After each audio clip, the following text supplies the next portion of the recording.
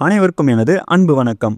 இன்னைக்கு நம்ம ரொம்ப முக்கியமான, அதே சமயம் நம்ம எல்லாருடைய வாழ்க்கையிலையும் நடக்கக்கூடிய ஒரு விஷயத்தை பற்றி தான் பேச போகிறோம். அதுதான் கோபம். கோபம் அப்படிங்கிறது ஒரு சாதாரண உணர்வு தான்.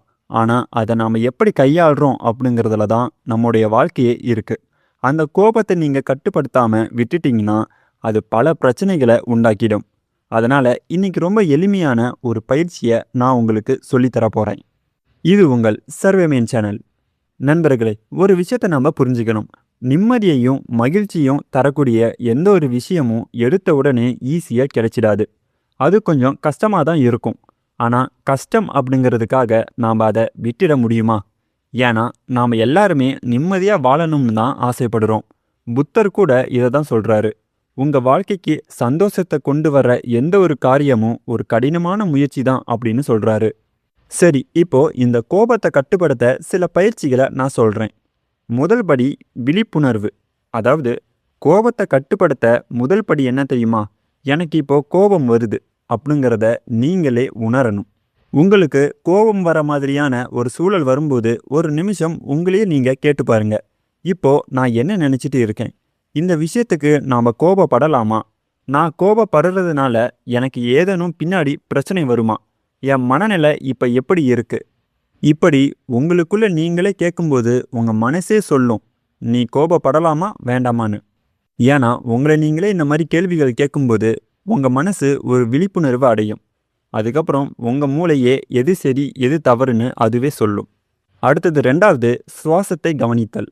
அதாவது உங்களுக்கு கோபம் வரும்போது கவனிச்சிருக்கீங்களா? உங்கள் மூச்சு ரொம்ப வேகமாக இருக்கும். இது உங்கள் உடம்புக்கு நீங்கள் கொடுக்குற ஒரு நெகட்டிவ் சிக்னல். இதை மாற்ற உங்கள் மூச்சை மெதுவாக நிதானப்படுத்துங்க. மெதுவாக மூச்சை உள்ளே இழுங்க, அப்புறம் மெதுவாக வெளியே விடுங்க.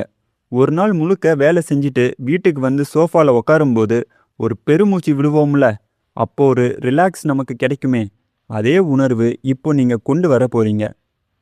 இப்படி உங்கள் மூச்சை நிதானப்படுத்துறது மூலமாக உங்கள் உடம்பும் உங்கள் மனசும் ரொம்பவே அமைதியாக இருக்கும்.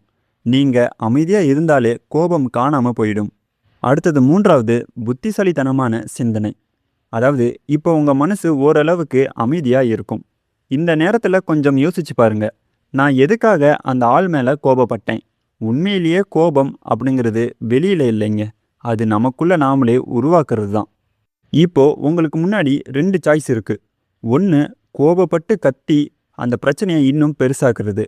இல்லைன்னா அமைதியாக இருந்து அந்த பிரச்சனையை அழகாக கையாளுறது. புத்தர் சொன்ன மாதிரி பகையை பகையால் தீர்க்க முடியாது, அன்பால் மட்டும்தான் அந்த பகையை தீர்க்க முடியும். அதனால் பொறுமையையும் அன்பையும் ஆயுதமாக எடுத்துக்கோங்க. சில பேர் என்ன செய்வாங்கன்னா, டக்குன்னு யோசிக்காம கோபத்தை காட்டுவாங்க. அப்படி பண்ணி பல பேர் அவங்க வாழ்க்கையை இழந்திருக்காங்க. கோபம் என்னைக்கும் நமக்கு உதவ போகிறது இல்லை. எதையும் பேசுறதுக்கு முன்னாடி புத்தர் சொன்ன மாதிரி யோசிங்க. நான் இப்போ செய்ய போகிறது எனக்கோ மற்றவங்களுக்கோ சந்தோஷத்தை தருமா, இல்லை இது யாருக்காவது வலியை தருமா? மனசில் கோபம் வர்றது தப்பில்லை. ஆனால் அது செயலாகவோ சொல்லாவோ வெளியில் வந்து மற்றவங்களை காயப்படுத்திட கூடாது.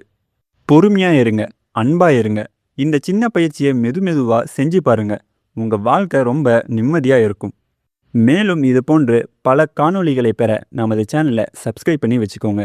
மீண்டும் மற்றொரு காணொளியில் சந்திப்போம். இது உங்கள் சர்வேமேன் சேனல். நன்றி, வணக்கம்.